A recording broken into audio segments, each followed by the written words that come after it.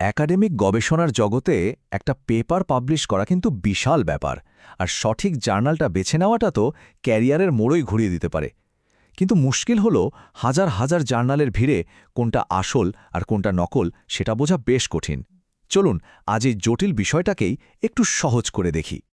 প্রত্যেক গবেষককেই কিন্তু এই প্রশ্নটার মুখোমুখি হতে হয়, কারণ ভুল একটা জার্নালে পাবলিশ করার মানে শুধু সময় নষ্ট হওয়া নয়, বরং এতদিনের কঠিন পরিশ্রমটাই জ্বলে চলে যাওয়া। তাহলে উপায়টা কি? কিভাবে নিশ্চিত হওয়া যায়?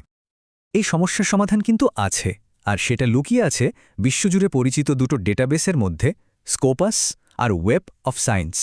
সহজ কথায় এরাই হলো একাডেমিক পাবলিশিং জগতের গেটকিপার, যারা ঠিক করে দেয় কোন জার্নালটা বিশ্বমানের আর কোনটা নয়। তো আজকে আমরা কি দেখব?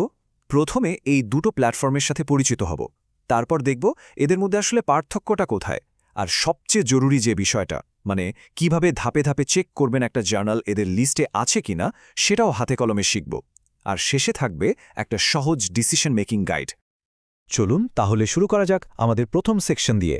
পরিচিত হয়নি জার্নাল ইন্ডেক্সিংয়ের এই দুই মহারথীর সাথে। প্রথমে আসি স্কোপাসের কথায়। এটা চালায় এলসেভিয়ার। এর সবচেয়ে বড় পরিচয় কি জানেন? এর বিশাল কভারেজ। মানে এটা সারা পৃথিবীর অসংখ্য জার্নাল, বই আর কনফারেন্স পেপারকে নিজের ডেটাবেসে জায়গা দেয়। তাই বিভিন্ন বিষয়ে গবেষণা খোঁজার জন্য এটা একটা অসাধারণ জায়গা। আর অন্যদিকে আছে ওয়েব অফ সায়েন্স, যা চালায় ক্লারিভেট। এটা কিন্তু ঠিক উল্টো, এটা সংখ্যার থেকে মানের ওপর বেশি জোর দেয়। মানে খুব বেছে বেছে সেরা জার্নালগুলোকেই এরা লিস্টে রাখে। আর সবচেয়ে বড় কথা হলো, একাডেমিক জগতে যে জার্নাল ইম্প্যাক্ট ফ্যাক্টর বা JIF নিয়ে এত কথা হয়, তার অফিশিয়াল উৎস কিন্তু এটাই। আচ্ছা, এবার তাহলে এই দুই মহারথীকে একটু মুখোমুখি দাঁড় করানো যাক। চলুন দেখি কে কোন দিকে এগিয়ে আর তাদের মূল পার্থক্যগুলোই বা ঠিক কোথায়। প্রথমেই দেখুন এদের মালিকানা। স্কোপাস হল এলসেভিয়ার নামে একটা পাবলিশিং জায়ান্টের অংশ, আর ওয়েব অফ সায়েন্স হল ক্লারিভেট নামে একটা অ্যানালিটিক্স কোম্পানির অধীনে। এই ভিন্ন মালিকানার কারণেই কিন্তু তাদের দৃষ্টিভঙ্গিতেও অনেক পার্থক্য। তাদের দর্শনের পার্থক্যটা বেশ মজার। স্কোপাস চায় সারা বিশ্বের যত বেশি সম্ভব ভালো জার্নালকে তার ছাতার নিচে নিয়ে আসতে, মানে এর ফোকাসটা হলো ব্যাপকতার দিকে। অন্যদিকে ওয়েব অফ সায়েন্সের নীতি হল খুব কঠোরভাবে যাচাই বাছাই করে শুধুমাত্র সেরা আর সবচেয়ে প্রভাবশালী জার্নালগুলোকেই জায়গা দেওয়া। জার্নালের মান মাপার ক্ষেত্রে এদের পথটা ভিন্ন। স্কোপাস ব্যবহার করে সাইট স্কোর বা SGR-এর মতো মেট্রিক্স, কিন্তু ওয়েব অফ সায়েন্সের হাতে আছে সেই ব্রহ্মাস্ত্র, জার্নাল ইম্প্যাক্ট ফ্যাক্টর, যা পৃথিবীর অনেক ইউনিভার্সিটিতেই গবেষণার মান বিচারের শেষ কথা হিসেবে ধরা হয়। মর্যাদার দিক থেকে দুটোই কিন্তু হেভিওয়েট। স্কোপাস বিশ্বজুড়ে পরিচিত, এর গ্রহণযোগ্যতা অনেক বেশি। তবে ওই যে ইম্প্যাক্ট ফ্যাক্টরের ব্যাপারটা, সেটার জন্য অনেক পুরনো আর প্রতিষ্ঠিত প্রতিষ্ঠানে, বিশেষ করে প্রমোশন বা ফান্ডিংয়ের ক্ষেত্রে, ওয়েব অফ সায়েন্সকে প্রায় একটু বেশি এগিয়ে রাখা হয়। এই টেবিলটা দেখলে পুরো ব্যাপারটা এক নজরে পরিষ্কার হয়ে যাবে। সহজ করে বললে, যদি কোনো টপিক নিয়ে অনেক কিছু জানতে চান, মানে নতুন গবেষণা আবিষ্কার করতে চান, তাহলে স্কোপাস আপনার বন্ধু। আর যদি কোনো জার্নালের ওজন মাপতে চান, মানে তার মূল্যায়ন করতে চান, তাহলে ওয়েব অফ সায়েন্সই ভরসা। অনেক তো থিওরি হলো, এবার আসুন একদম কাজের কথায়। কিভাবে 100% নিশ্চিত হবেন যে একটা জার্নাল আসলেই স্কোপাস ইন্ডেক্সড কিনা? চলুন হাতে কলমে দেখে নেওয়া যাক। প্রসেসটা খুবই সোজা। scopus.com/sources এই ওয়েবসাইটে যান। সেখানে জার্নালের নাম দিয়ে সার্চ করা যায়, তবে আমার পরামর্শ হলো সবসময় ISSN নম্বরটা ব্যবহার করবেন, কারণ জার্নালের নামে অনেক সময় গণ্ডগোল হতে পারে, কিন্তু ISSN নম্বরটা ইউনিক হয়। সার্চ করার পর জার্নালের প্রোফাইল পেজে গেলেই দেখবেন কভারেজ ইয়ার্স বলে একটা সেকশন আছে, ওটাই আসল জায়গা। এখন রেজাল্ট দেখে কি বুঝবেন? যদি স্ট্যাটাস অ্যাক্টিভ লেখা থাকে তাহলে আর কোনো চিন্তা নেই, একদম সেফ। কিন্তু যদি দেখেন ডিসকন্টিনিউড, তাহলে সাবধান। এর মানে হলো জার্নালটা একসময় ভালো ছিল, কিন্তু এখন আর স্কোপাসের স্ট্যান্ডার্ড ধরে রাখতে পারছে না। এখানে পেপার জমা দেওয়াটা ঝুঁকিপূর্ণ। আর যদি নট ফাউন্ড দেখায়, তার মানে হলো এর সাথে স্কোপাসের কোনো সম্পর্কই নেই। আচ্ছা, স্কোপাসের ব্যাপারটা তো বোঝা গেল।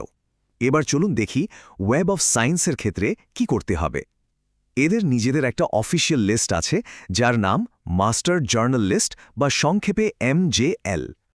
এর জন্য mjl.clarivate.com এই ওয়েবসাইটে যেতে হবে। এখানেও আমার একই পরামর্শ, ISSN নম্বর ব্যবহার করুন। সার্চ করে জার্নালের প্রোফাইল পেজে গেলে আসল খেলাটা শুরু হবে। দেখতে হবে জার্নালটা কোন কালেকশনে আছে। এই জায়গাটা একটু মন দিয়ে বুঝতে হবে। এখানে কয়েকটা লেভেল আছে।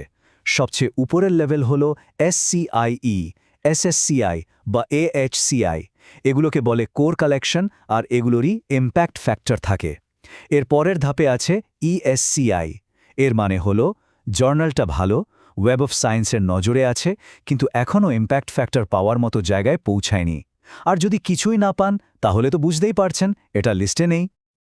তো আমরা দুটো ডেটাবেজই চিনলাম, কিভাবে চেক করতে হয় সেটাও শিখলাম। এখন সব তথ্য এক জায়গায় করে একটা ফাইনাল গেম প্ল্যান বানানো যাক, যেটা পেপার জমা দেওয়ার আগে চূড়ান্ত সিদ্ধান্ত নিতে সাহায্য করবে।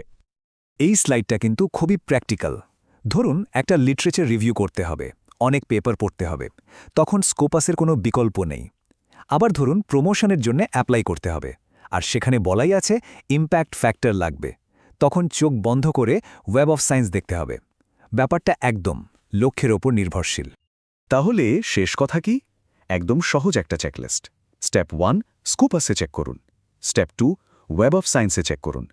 যদি দুটোতেই পান তাহলে তো সোনায় সোহাগা, অসাধারণ চয়েস। যদি একটাতে পান তাহলেও চলবে, শুধু নিজের প্রয়োজনটা বুঝে নিন। আর যদি কোনোটাতেই না থাকে তাহলে ওই জার্নালের দিকে আর তাকানোরই দরকার নেই, সোজা কথায় এড়িয়ে চলুন। আর সবচেয়ে গুরুত্বপূর্ণ পরামর্শ হলো এটাই, কোনো একটির উপর নির্ভর না করে সবসময় দুটো ডেটাবেসই যাচাই করে নেওয়া উচিত। এটা নিশ্চিত করে যে আপনার কঠোর পরিশ্রম একটি সঠিক এবং স্বীকৃত প্ল্যাটফর্মে প্রকাশিত হচ্ছে, যা আপনার একাডেমিক ক্যারিয়ারের জন্য অত্যন্ত জরুরি। মনে রাখা দরকার, প্রতিটি গবেষণাপত্র আপনার ক্যারিয়ারের একটা স্থায়ী অংশ হয়ে থাকে। তাই পরবর্তী কাজটি জমা দেওয়ার আগে প্রশ্নটা হলো, যে ভিতের উপর আপনার একাডেমিক ভবিষ্যৎ গড়া হচ্ছে তা কি যথেষ্ট মজবুত?